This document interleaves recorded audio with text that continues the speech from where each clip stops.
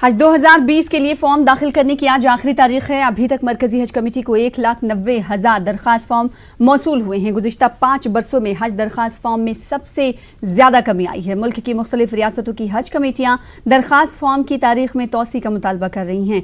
हज 2020 के लिए फॉर्म दाखिल करने की आखिरी तारीख आज है। वज़ारत अक़लियती उमूर, हुकूमत हिंद और हज कमेटी ऑफ इंडिया के ऐलान के मुताबिक फरीज़े हज बैतुल्लाह 2020 की अदायगी के लिए फॉर्म भरने का सिलसिला 10 अक्टूबर से जारी है। 2020 में 2 लाख हिंदुस्तानी मुसलमान बगैर किसी सब्सिडी के हज पर जाएंगे। वज़ीर अक़लियती उमूर मुख्तार अब्बास नकवी ने कहा कि हुकूमत हिंद जिद्दा में हिंदुस्तानी कौंसल खाने, हुकूमत सऊदी अरब और दिगर मुताल्लिका एजेंसियां हज 2020 को कामयाब बनाने में ताउन कर रही हैं। लेकिन बड़ा सवाल यह है कि जब हज कोटा 2 लाख है, अभी तक जो मरकजी हज कमेटी को दरखास्त फॉर्म मौसूल हुए हैं उनकी तादाद 1,90,000 है, यानी 10,000 की कमी दरखास्त फॉर्म में आई है। अब सवाल ये उठता है कि आखिर ये कमी क्यों आई है और इस कमी की वजह क्या डिजिटल प्रोसेस का डिजिटल होना है। इसी तमाम बातों को आज जानने की कोशिश करेंगे और समझने की कोशिश करेंगे। हमारे साथ हमारे नुमाइंदे भी जुड़ेंगे, हम उनसे भी बातचीत करेंगे। और इस बीच हमारे साथ हमारे नुमाइंदे भी जुड़ चुके हैं। लखनऊ से तारिक कमर हमारे साथ जुड़े हुए हैं और साथ ही साथ मेहताब आलम भोपाल से, और साथ ही साथ अगर दिल्ली की बात करें तो दिल्ली से खुर्रम शहजाद हमारे साथ जुड़े हुए हैं और हैदराबाद से अनीसुर रहमान हमारे साथ जुड़े हुए हैं। सबसे पहले रुख उत्तर प्रदेश के लखनऊ का कर लेते हैं। तारिक कमर, आपसे ये जानना चाहेंगे कि गुज़िश्ता साल के मुकाबले उत्तर प्रदेश हज कमेटी के पास अब तक कितने दरखास्त फॉर्म मौसूल हो चुके हैं?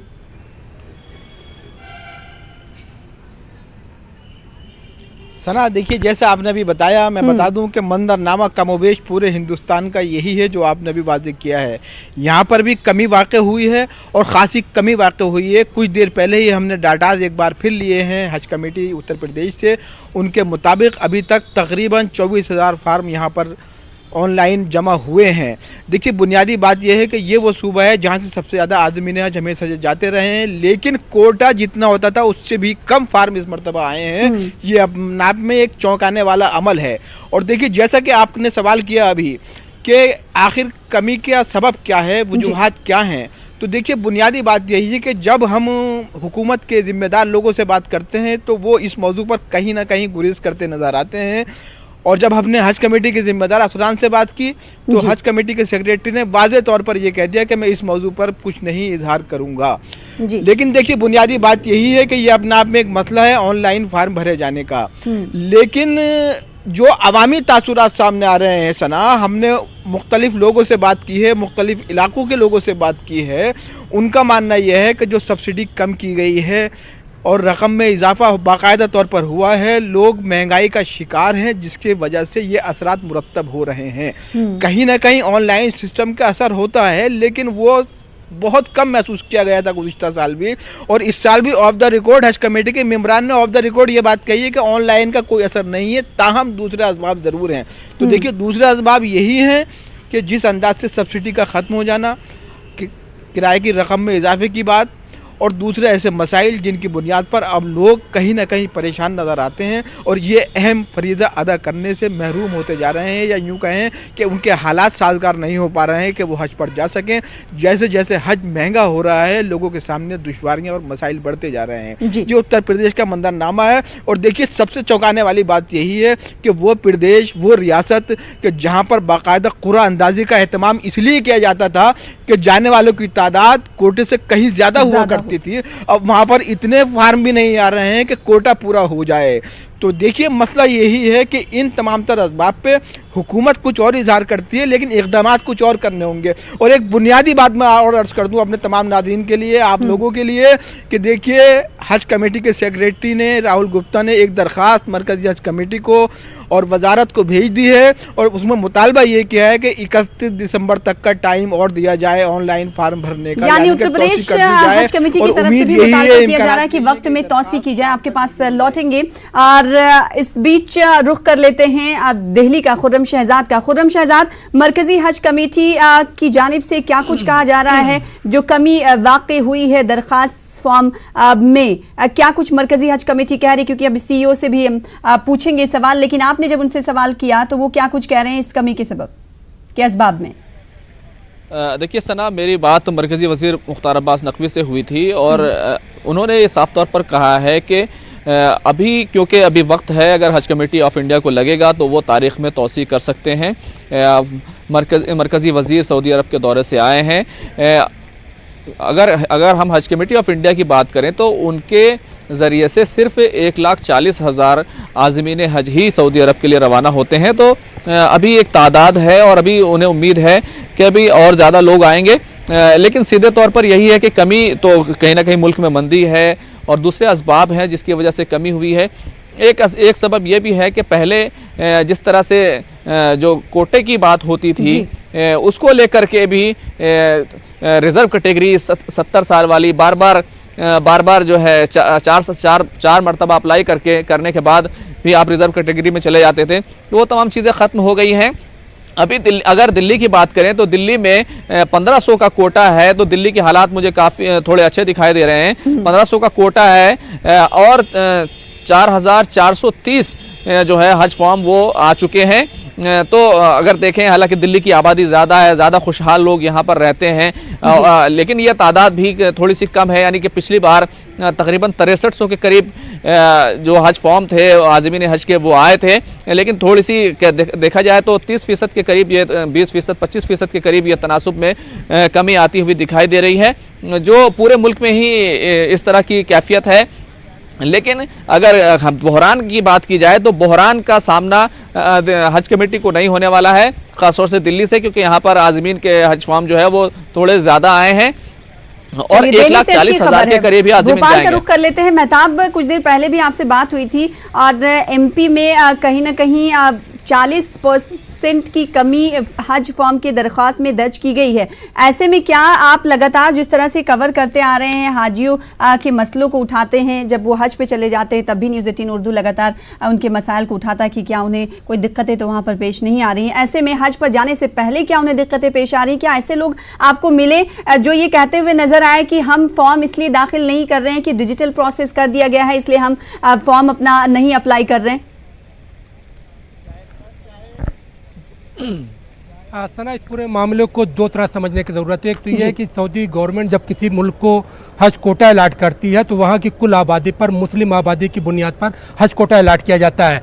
गुज़िश्ता साल हिंदुस्तान को 2 लाख का कोटा दिया गया था, इस साल भी 2 लाख का कोटा है। 2 लाख के कोटे में 1,40,000 के करीब आदमीन हज कमेटी ऑफ इंडिया के जरिए जाएंगे, बाकी 60,000 आदमीन हज प्राइवेट टूर ऑपरेटर से जाएंगे। तो अगर अब ओवरऑल देखा जाए तो हज कमेटी ऑफ इंडिया के जरिए अब तक 1,90,000 जो फॉर्म भरे गए हैं, तो हज कमेटी का जो एदाद शुमार है उनके जो है उससे ज़्यादा फॉर्म भरे जा चुके हैं, क्योंकि हज कमेटी को 1,40,000 चाहिए, 1,90,000, तो 50,000 ज़्यादा लोग फॉर्म भर चुके हैं। ओवरऑल उसकी बात करते हैं तो मध्य प्रदेश की मैं बात करूं तो पहले भोपाल और इंदौर से परवाज जाती थी, लेकिन पिछले उसमें जो उसको ख़त्म कर दिया गया, अब ये ऑप्शनल में रखा गया, आप चाहें तो दाखिल कर सकते हैं। तो मैं एक बुनियादी फ़र्क बताऊं कि अगर एक हाजी भोपाल से अगर फॉर्म भरता है तो उसको 1 लाख रुपए टिकट पर खर्च करने होते हैं, और अगर वही हाजी मुंबई से फ्लाइट लेता है तो उसको 58 से 60,000 रुपये देना पड़ते हैं। तो 40,000 का फ़र्क है। आप खुद अंदाज़ा लगाइए कि अगर आपको आम दिनों में या अभी भोपाल से आपको इंदौर मुंबई की फ़्लाइट लेनी हो तो 1,800 से 2,000 के बीच में फ़्लाइट टिकट आ जाता है जी।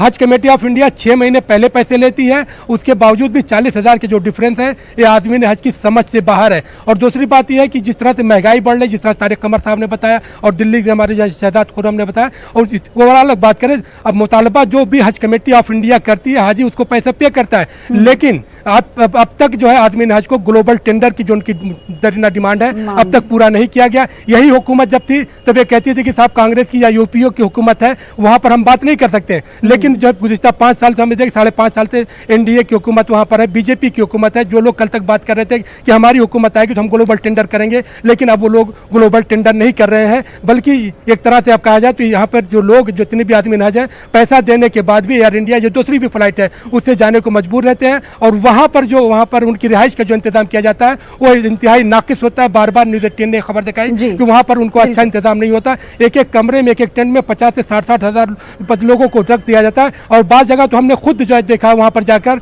इस तरह कि वहाँ पर महरम और गैर महरम का भी जो इंतजाम नहीं होता है। और इस तरह की जब शिकायतें आती हैं तो वो लोग जो है जो पैसा देते हैं उनको कहीं ना कहीं जो है दिल शिकनी होती है, मायूसी का शिकार होते हैं और ये चाहते हैं कि भाई अगर हम पैसे देने के बाद भी हमें वो इंतजाम नहीं मिलते हैं तो ऐसे उस पर जाने से फायदा क्या है। यही वजह कि हम देख रहे हैं कि प्राइवेट की अगर हम बात करते हैं तो उसमें फॉर्म भरने वालों की तादाद ज़्यादा है, क्योंकि उनका कहना पैसे ज़्यादा ज़रूर लग रहे हैं, लेकिन हमें इत्मीनान तो है कि जो हमारे जो चीज़ें हम चाहते हैं वहाँ पर तमाम सहूलियात हमें मिल रही हैं। और हम इत्मीनान से वहाँ पर अपने कि देरीना मुतालबा जिस तरह से है ग्लोबल टेंडर को लेकर, इस पर हुकूमत की तरफ से कोई सीधे अल्फाज में जवाब नहीं दिया गया। चुप्पी एक तरह से साधी हुई हुकूमत दिखाई दे रही है। एक बार फिर से रुख कर लेते हैं हैदराबाद। हमारे साथ हमारे नुमाइंदे अनीसुर रहमान जुड़े। अनीसुर रहमान, हम जिस तरह से देख रहे हैं उत्तर प्रदेश से की हमने बात कर ली, दिल्ली की बात कर ली, मध्य प्रदेश की बात कर ली, अगर बात तेलंगाना की जाए तो तेलंगाना रियासत का हज कोटा कितना है और अब तक कितने फॉर्म मौसूल हो चुके हैं और क्या कह रही है तेलंगाना हज कमेटी?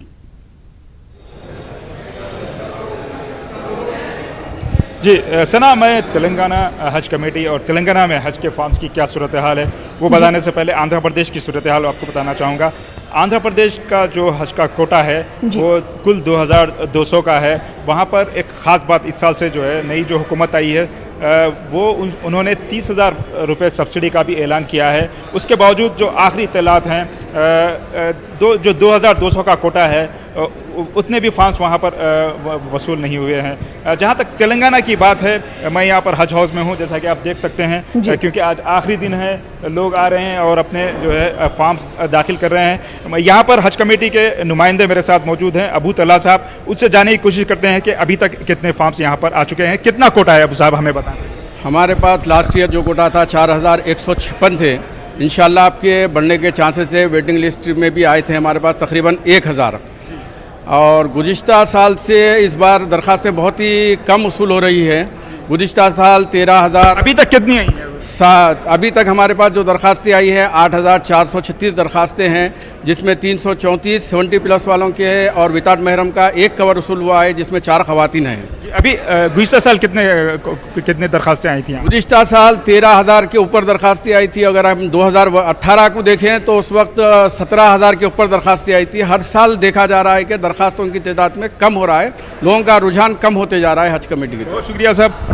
सना, जैसा कि आप देख सकती हैं, एक दौर था जब एक जो है हज की नशिस्त के लिए जो है 1 की निस्बत 4 के हिसाब से जो है हज के फॉर्म्स वसूल होते थे, लेकिन अभी सूरत हाल उस तरह नहीं है। अब इस बार अगर हम देखें तो तकरीबन 4000 का जो कोटा है तेलंगाना के, उसके लिए तकरीबन 8000 जो है 200 दरख्वास्तें वसूल हुई हैं।